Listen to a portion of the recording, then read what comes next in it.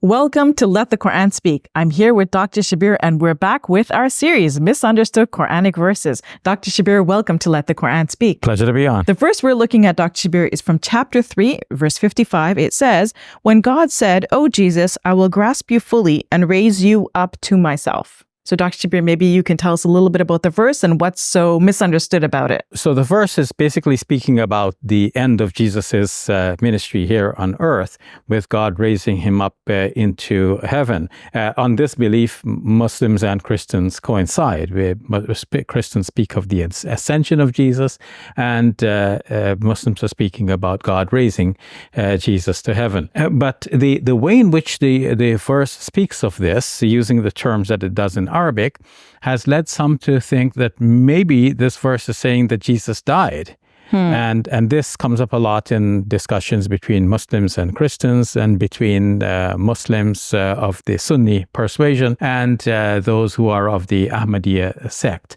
So what does this verse really say? Let me distinguish between two terms for death in Arabic. One is maut, which definitely means death, and the other is tawaffa, which means something like taking in full. But it's used as a euphemism for death. So if this verse had used the term maut, which means death, then there would be no ambiguity. It would mean that God is causing Jesus to die. But the term it uses is tawaffa, which could mean death as a euphemism, but etymologically, that's not what it means. It means to take something in full. How does it get used as a euphemism for death? Is because if God takes someone from this world, then we know that means that the person has died. Unless, of course, in the case of Jesus, the Sunni belief generally is that God is somehow preserving Jesus alive, and that Jesus will come back to earth one more time. So the term that is used there does not necessarily mean death. So what is the actual term? Can you say it? Tell us what the Quranic verse says. So the verse says, "Iz qala Allahu ya Isa." When God said, "O Jesus, inni mutawaffika wa rafi'uka ilayya," I am going to take you and raise you to myself. So mutawaffika, this is the active participle from the verb tawaffa. The verb tawaffa is the fifth form of a particular Arabic verb that is based on three letters: waw, fa, and ya.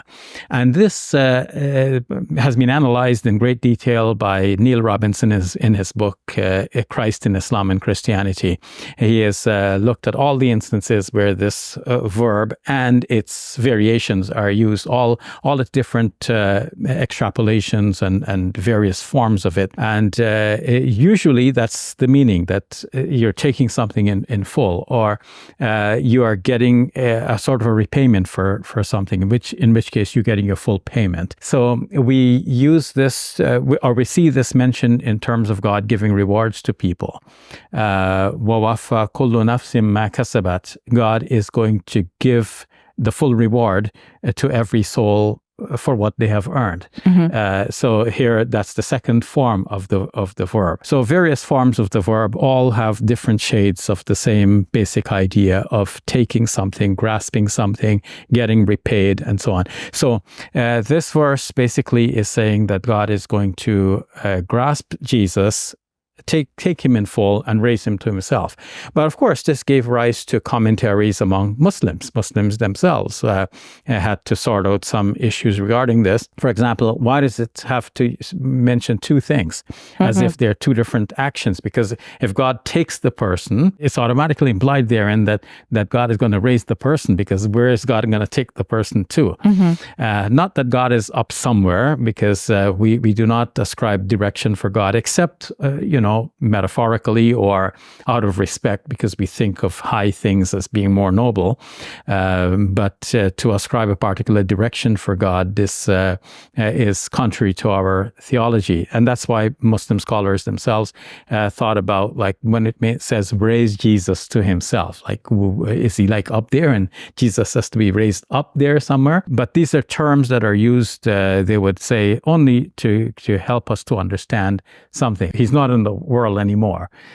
Today, we may as well say that God translated Jesus into another sphere of existence, or another plane or dimension of existence, rather than to say that God raised Jesus to himself. But that's the traditional language. God raised Jesus to himself. So why do you need two verbs? I'm going to take you and I'm going to raise you. This is a puzzle. We can concede that. And the other thing is that some Muslim scholars themselves thought that the verb means causing to die.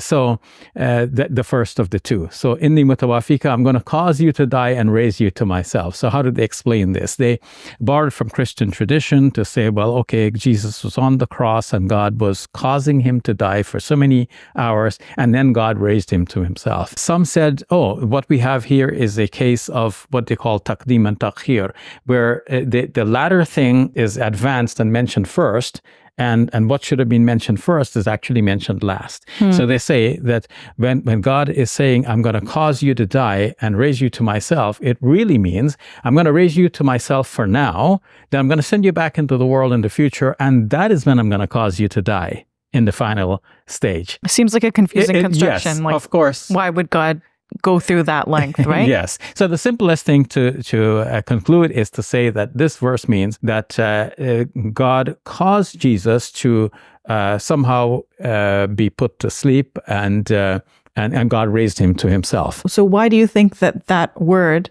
mutawaffika doesn't mean cause to die? Well, because yes. even now we say like tawaffa, like this person passed away, right? We use that Arabic word.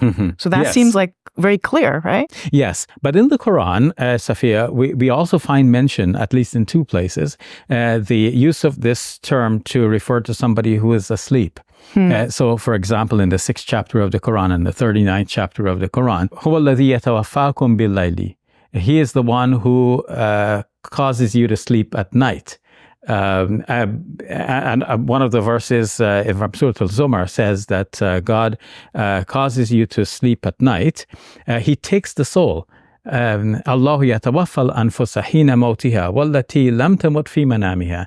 He's the Allah. God takes the soul of the one that dies, and the one that did not die, God takes the soul of that person in their sleep.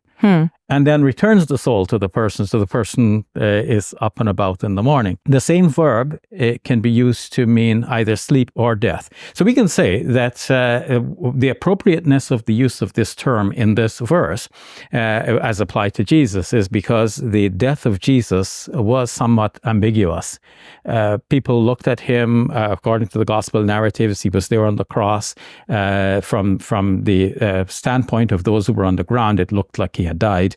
But there was no coroner on the scene, no mortician to certify his death, and people just assumed that he died. But later on, people may have had doubts. Matthew's gospel says that the next day, the opponents of Jesus went into Pilate's court, the governor's court, to petition, saying, "Seal up the tomb and put a guard against over the tomb, so that the disciples will not come steal his body away, and then tell everybody that he was raised from the dead." So it seems that some people had some doubt. Even Pilate himself in Mark's gospel is noted to have been amazed when it was reported to him that Jesus had already died. So how could he have died so soon? That was the question, because he was there on the cross, according to the gospels, for a few hours, whereas this process usually takes a couple of days to kill a person.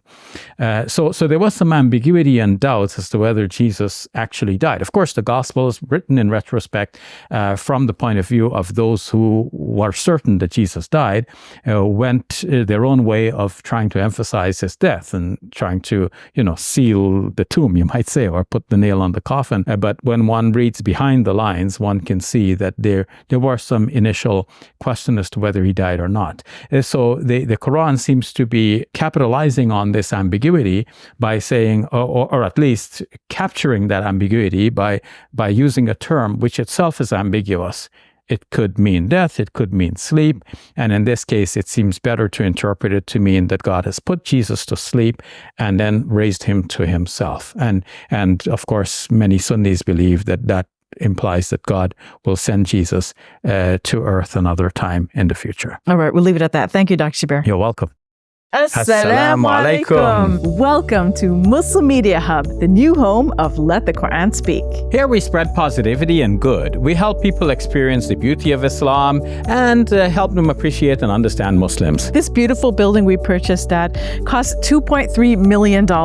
Yeah, we've already raised a third of that money, and with your help, inshallah, we can pay off the rest. So we're looking for people who can give $1,000 each. If you can be part of the select group, that's amazing. Otherwise, just please give whatever you can. Every dollar counts. It's our collective responsibility to share the message of Islam with our fellow human beings. Please help us continue this good work. It's a sadaqah jariyah, something that will continue to be a benefit to the Muslim community long after Safiya and I are gone. Please support our work at muslimmediahub.com. Your support is zakat eligible and tax deductible. May Allah bless you and your loved ones today and always. Assalamu alaikum. Assalamu alaikum.